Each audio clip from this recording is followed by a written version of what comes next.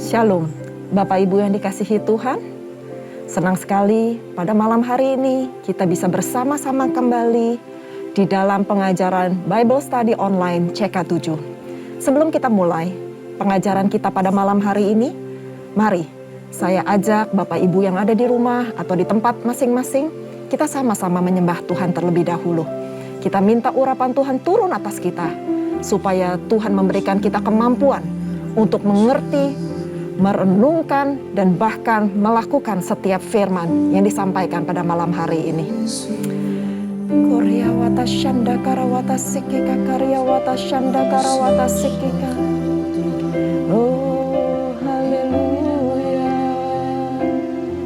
Koryawata shanda karawata sikika.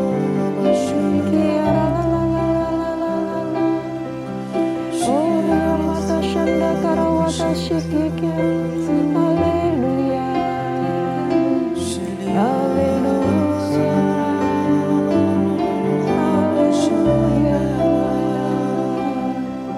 Korea wata shanda karawata sikita. Terima kasih Tuhan, terima kasih Yesus. Selidiki aku, amin. Lihat sungguh mengasihimu, Yesus. Kau yang Maha Tahu dan menilai hidupku. Tak ada yang tersembunyi bagimu. Selidiki aku, lihat hatiku. Apakah ku sungguh mengasihimu, Yesus. Kau yang Maha Tahu dan menilai hidupku. Tak ada yang tersembunyi bagimu. Telah kulihat kebaikanmu yang tak pernah habis di hidupku. Ku berjuang sampai akhirnya kau dapati aku tetap setia.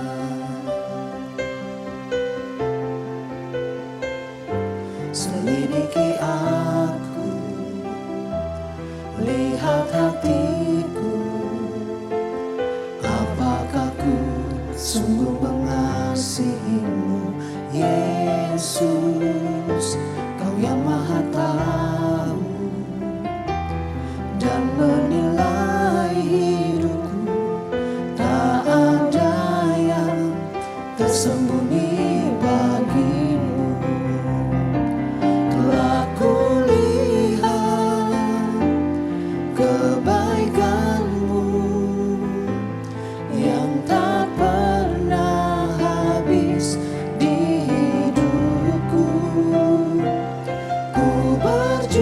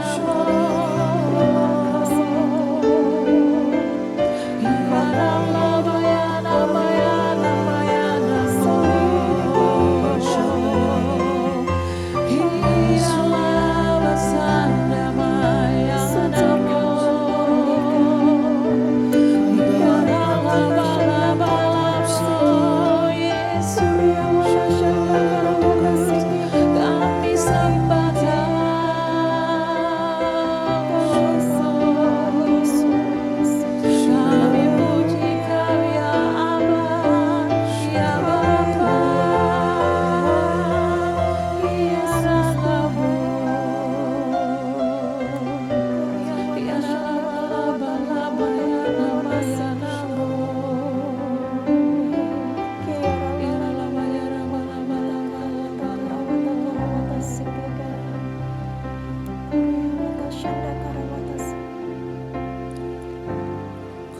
tak membawa apapun juga saat ku datang ke dunia.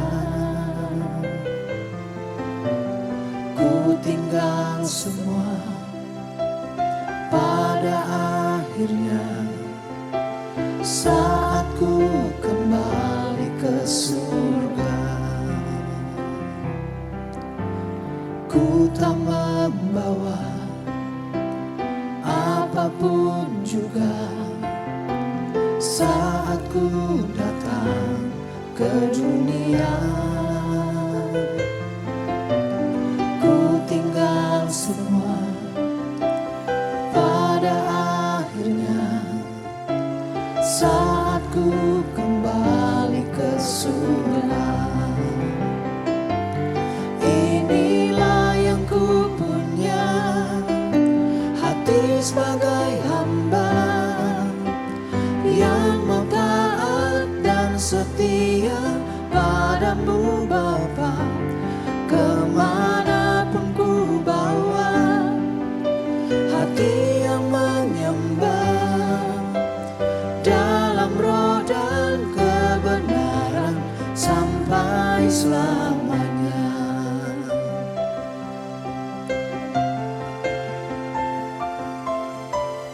Ku tak membawa apapun juga saat ku datang ke dunia.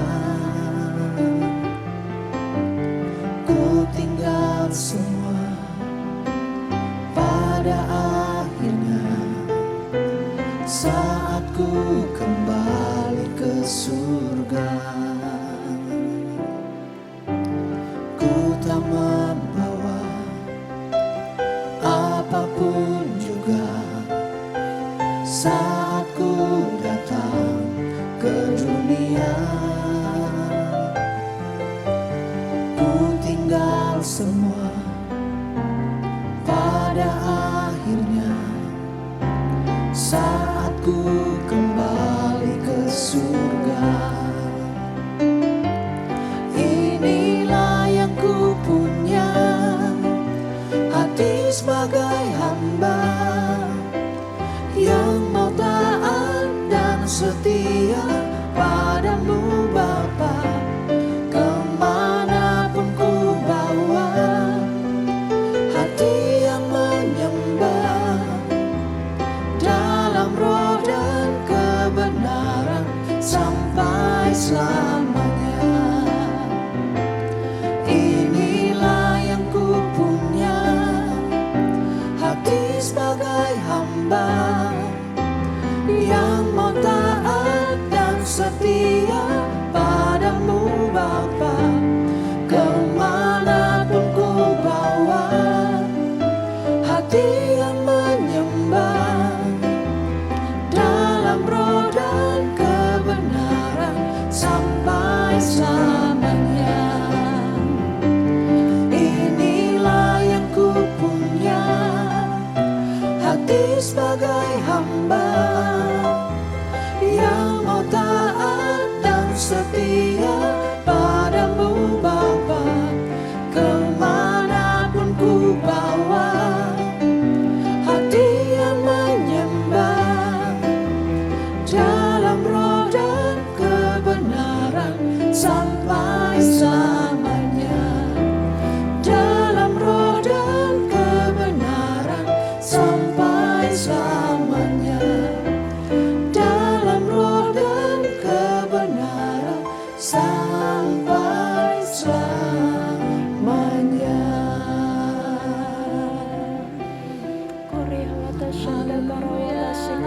Sampai selamanya.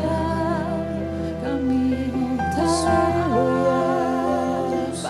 Ini kami Tuhan, Yesus,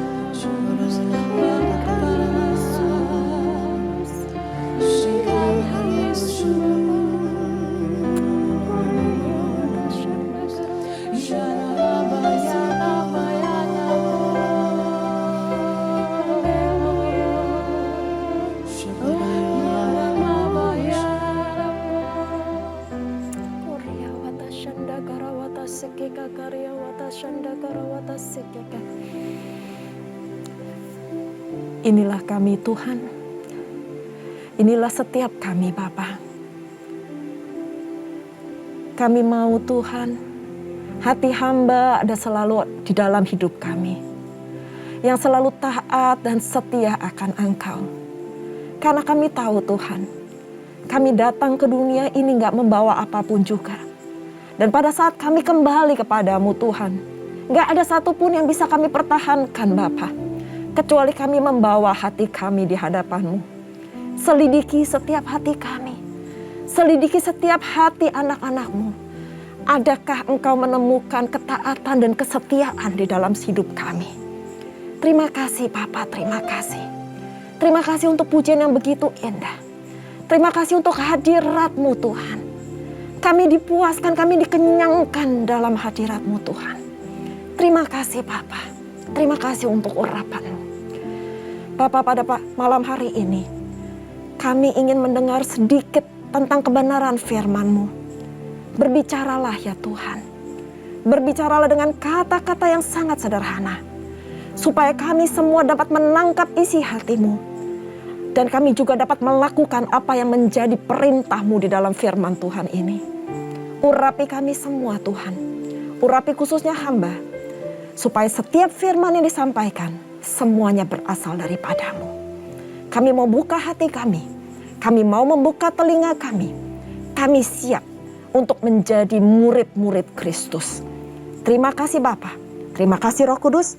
Hanya di dalam nama Tuhan Yesus kami berdoa dan bersyukur. Haleluya. Amin. Puji-pujian yang sangat luar biasa dan saya percaya Bapak Ibu dimanapun Bapak Ibu berada pada malam hari ini pasti sangat diberkati dengan puji-pujian. Nah, malam hari ini kita akan membahas bilangan pasal yang kedua. Kalau kemarin kita sudah belajar pada bilangan yang pertama, bagaimana Tuhan berfirman kepada Musa untuk menghitung jumlah laskar yang ada pada setiap suku-suku Israel menurut kaum-kaum yang sudah Tuhan tetapkan. Maka di bilangan 2 kita sama-sama akan belajar tempat perkemahan pada suku-suku Israel. Ini sangat menarik Bapak Ibu sekalian. Nah, pasal ini bercatat di mana suku-suku Israel ditunjuk tempat masing-masing dalam perkemahannya. Di mana jumlah pasukan seluruhnya yang kita belajar di bilangan 1 ada 603.550 dan itu hanya yang dewasa saja di atas 20 tahun. Tetapi suku Lewi tidak termasuk dalam catatan tersebut karena suku Lewi telah dikhususkan oleh Tuhan seperti yang Tuhan perintahkan kepada Musa. Nah, kita sama-sama belajar, kita sama-sama baca di dalam bilangan 2 mulai dari ayat yang pertama. Judul perikopnya adalah suku-suku Israel ditunjuk tempat perkemahannya. Ayat pertama dikatakan, Tuhan berfirman kepada Musa dan Harun. Orang Israel harus berkemah masing-masing dekat panji-panjinya menurut lambang suku-sukunya. Mereka harus berkemah di sekeliling kemah pertemuan agak jauh daripadanya. Yang berkemah di sebelah timur dekat panji-panji ialah Laskar Yehuda menurut pasukan-pasukannya mereka. Pemimpin Bani Yehuda adalah Nahason bin Aminadab. Pasukannya terdiri dari 74.600 orang yang dicatat. Yang berkemah di dekatnya ialah suku Isakar. Pemimpin Bani Isakar ialah Netanel bin Suar. Pasukannya terdiri dari 54.400 orang yang dicatat. Kemudian suku Sebulon. Pemimpin Bani Sebulon ialah Eliab bin Helon. Pasukannya terdiri dari 57.400 orang yang dicatat. Jumlah orang yang dicatat dalam Laskar Yehuda menurut pasukan-pasukan mereka ada 186.400 orang. Merekalah yang terdahulu berangkat. Panji-panji Laskar Ruben adalah di sebelah selatan menurut pasukan-pasukan mereka. Pemimpin Bani Ruben ialah Elisur bin Syedeur. Pasukannya terdiri dari 46.500 orang yang dicatat. Dan yang berkemah di dekatnya ialah suku Simeon. Pemimpin Bani Simeon ialah Selumiel bin Surisyadai. Nah, saya nggak akan baca selanjutnya karena semuanya adalah penetapan terhadap kemah-kemah setiap suku dan jumlah dan pemimpin-pemimpinnya. Yang kita bisa bahas pada saat ini, apa sih arti perkemahan? Kenapa perkemahan itu sedemikian penting sehingga dicatat dan ditetapkan, difirmankan oleh Tuhan kepada Musa dan Harun? Kemah atau saat ini yang kita kenal sebagai rumah adalah tempat yang penting bagi setiap orang. Saya yakin itu juga pasti penting untuk kita berteduh. Tempat kita untuk beristirahat yang nyaman setelah melewatkan semua rutinitas yang melelahkan di luar rumah kita. Saat berada di padang belantara, padang gurun, bangsa Israel harus berjalan, menempuh pengembaraan agar bisa masuk tanah perjanjian. Pada masa itu, mereka harus berkemah dan mereka masih pindah-pindah dari satu tempat ke tempat lainnya. Meskipun demikian, Tuhan tidak pernah meninggalkan umatnya. Bangsa Israel tidak dibiarkan untuk bercerai-berai, melainkan diatur sedemikian rupa dan disediakan tempat perkemahan sesuai dengan kelompok suku-suku mereka. Pada waktu mereka berdiam, Tuhan juga telah menetapkan di mana mereka harus memasangkan kemah mereka. Itu disebutkan di ayat ketiga sampai ke-6 dan ayat 17 sampai ke-31 jika kita baca lebih lanjut lagi. Dan pada waktu mereka berangkat, Tuhan juga menetapkan bagaimana mereka berjalan. Jadi hidup bersama dengan Tuhan itu nyaman sekali, Bapak Ibu sekalian. Di mana Tuhan sudah menyediakan tempat untuk kita berdiam. Dan Tuhan juga menentukan kapan kita harus berangkat, kapan kita harus berjalan, dan kemana kita harus melangkah. Dengan demikian, kemanapun mereka bangsa Israel pergi, ada kemah pertemuan yang menunjukkan hadirat Tuhan di tengah-tengah mereka. Perkemahan bangsa Israel memang berpindah-pindah, tetapi Tuhan Allah mereka tidak pernah berpindah dari umatnya. Hal ini yang membuat bangsa Israel merasa aman, merasa nyaman, berada dekat dengan Tuhan Allah. Satu hal yang menarik Bapak Ibu di pasal ini, bahwa bangsa Israel harus berkemah dekat dengan panji-panji yang melambangkan suku-suku mereka. Mari kita pelajari apa arti panji-panji yang dimaksud pada pasal ini. Karena ini sering sekali disebutkan pada mereka berkemah tidak jauh dari panji-panjinya. Sehingga ini interesting banget. Dan saya pelajari apa sih arti panji-panji itu.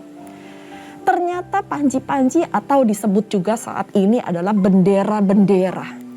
Digunakan untuk menunjukkan identitas kelompok atau satu komunitas atau sebuah suku atau bangsa. Setiap suku mempunyai warna dan lambang atau logo tersendiri yang berbeda antara satu suku dengan suku lainnya. Menarik bukan? Nah, panji-panji itu juga yang akan mewakili pada saat mereka maju berperang. Dan pada saat kita sudah belajar di bilangan 1 yang kemarin kita telah pelajari. Jadi yang pertama, panji-panji itu menunjukkan komunitas. Jadi dari jauh mereka tahu di mana kemah suku mereka berada dan di mana Tuhan telah menetapkan mereka harus berdiam.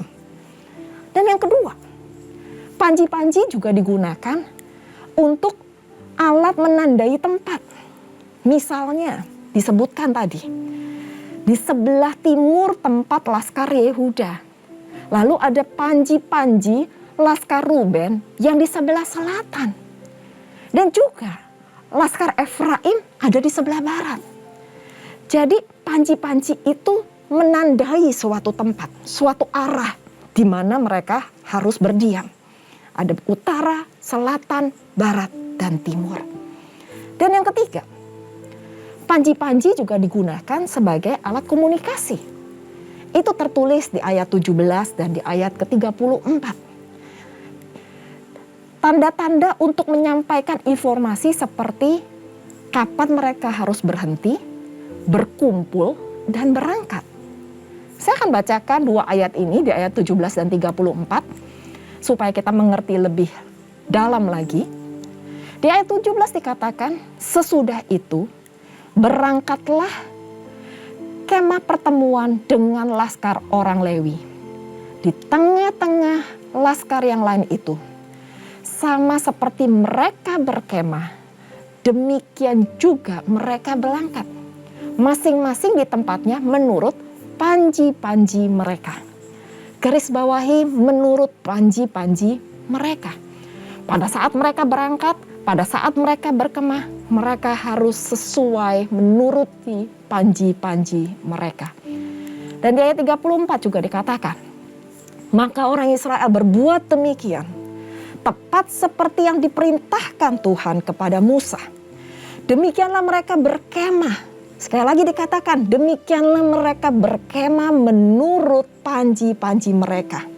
Dan demikianlah mereka berangkat, garis bawahi mereka berangkat, menurut kaumnya dan sukunya. Nah, Bapak Ibu sekalian, kita sudah pelajari bahwa Tuhan menetapkan bagaimana kita berdiam, di mana kita tinggal, dan kapan kita harus berangkat. Nggak ada yang kebetulan di dalam hidup ini. Dimanapun kita sudah ditetapkan, kita berada, saya percaya Tuhan pasti punya rencana untuk Bapak, Ibu, dan saya. Sebagai penutup, kita sudah belajar bahwa Tuhan Allah telah menetapkan tempat yang baik bagi kita semua.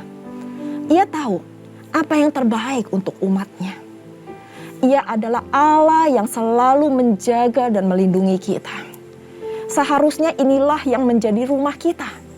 Rumah di mana kita merasakan ada Tuhan di dalam rumah kita. Ada hadirat Tuhan. Bagi orang Kristen, rumah itu bukanlah satu arti bangunan. Bukan bangunan yang megah. Tetapi jika rumah di mana ada hadirat Tuhan di tengah-tengahnya, maka itu akan menjadi rumah bagi kita semua. Rumah di mana kita bisa beristirahat di dalam hadirat Tuhan. Rumah di mana kita bisa berkumpul dengan keluarga yang kita cintai. Maka kita harus selalu mengundang hadirat Tuhan ada di dalam setiap rumah kita. Rumah bicara mengenai keluarga, bicara mengenai orang tua dan anak, di mana ada damai sejahtera Allah di dalam setiap rumah. Mari kita bersyukur kepada Tuhan karena telah menjadi tempat peristirahatan bagi kita semua. Karena hanya dekat Allah saja kita patut bersandar, dan hanya di dalam hadirat Tuhan kita merasa tenang dan nyaman. Karena Tuhan satu-satunya tempat yang memberikan perlindungan bagi kita semua. Kita pasti akan betah, kita pasti akan merasa nyaman jikalau Tuhan berada di tengah-tengah kita. Mari kita berdoa. Koryawata shanda karawata shikika karyawata shanda karawata sikika. Terima kasih Tuhan. Terima kasih Bapa, di mana pada malam hari ini kami boleh belajar di dalam bilangan yang kedua. Di mana Tuhan telah menetapkan tempat-tempat perkemahan pada suku Israel, pada bangsa Israel. Terima kasih Tuhan, kami belajar Engkau Allah yang peduli pada setiap kami. Engkau yang peduli dan Engkau yang mengerti setiap kebutuhan kami. Bahkan Engkau yang telah menetapkan rumah-rumah di mana kami tinggal. Kami percaya Tuhan, gak ada sesuatu yang kebetulan. Dimanapun rumah kami Tuhan, bagaimanapun kondisi rumah kami Tuhan, kami gak mau melihat gedungnya, kami gak mau lihat tempatnya. Tapi kami mementingkan bahwa ada Engkau di dalam setiap rumah kami. Ada hadirat Tuhan di dalam setiap rumah tangga kami. Tuhan, kami undang Engkau Tuhan untuk hadir di dalam setiap rumah kami. Untuk hadir di dalam setiap hidup kami khususnya Tuhan. Kami nggak mau Tuhan jauh dari hadirat-Mu. Jangan pernah Tuhan lepaskan kami. Karena kami butuh Engkau. Tempat kami bersandar, tempat kami beristirahat. Tunjukkan setiap jalan mana yang harus kami tempuh Tuhan. Karena kami nggak mau melangkah tanpa Engkau yang menyertai kami. Kami nggak akan berangkat, kami nggak akan menetap, kami nggak akan kemana-mana Tuhan. Tanpa Engkau yang membimbing kami. Engkau berkati setiap jemaat-Mu Tuhan. Engkau yang mengerti dan Engkau yang peduli setiap kebutuhan dari anak-anak-Mu yang mendengarkan Bible Study online pada malam hari ini. Bagi mereka yang letih lesu Tuhan, Engkau berikan kekuatan yang baru Tuhan. Bagi mereka yang mungkin putus asa pada malam hari ini Tuhan, Engkau berikan tempat peristirahatan yang tenang Tuhan. Engkau berikan semangat yang baru kepada mereka. Karena hanya di dalam Engkau saja Tuhan, hati kami tenang. Bagian kami Tuhan hanya taat, hanya setia. Dan kami percaya Engkau pasti akan menyertai kami, melindungi kami, dan akan memberkati kami. Terima kasih Tuhan. Terima kasih untuk firman-Mu yang sederhana ini Tuhan. Kami mau Tuhan mengundang Engkau di dalam kehidupan kami, dalam keluarga kami, di dalam rumah tangga kami. Terima kasih Bapa. Terima kasih Roh Kudus. Dan sebelum kami berpisah, malam hari ini kami rindu untuk menerima berkat yang daripada-Mu. Mari Bapak Ibu yang dikasihi Tuhan, kita mengangkat kedua tangan kita dan kita siap menerima berkat. Terimalah berkat yang berlimpah-limpah dari Allah Bapa. Kasih karunia yang sempurna di dalam anaknya yang tunggal, Tuhan kita Yesus Kristus. Dan persekutuan manis dengan Roh Kudus menyertai Bapak Ibu sekalian. Mulai saat ini sampai Tuhan Yesus datang untuk kedua kalinya. Menjemput kita di awan-awan permai dan bahkan untuk selama-lamanya. Mari kita yang sudah menerima berkat sama-sama katakan amin. Tuhan Yesus memberkati. Selamat malam.